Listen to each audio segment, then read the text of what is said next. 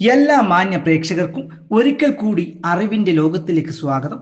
അപ്പോൾ നമുക്ക് ഇന്നത്തെ ചോദ്യത്തിലേക്ക് കടക്കാം. ഒന്നാമത്തെ ചോദ്യം: ഡൽഹിയിൽ ഹിന്ദുസ്ഥാൻ ടൈംസ് എന്ന പത്രത്തിന്റെ ആദ്യ എഡിറ്ററായ മലയാളി? ഉത്തരം സർദാർ KM പണിക്കർ.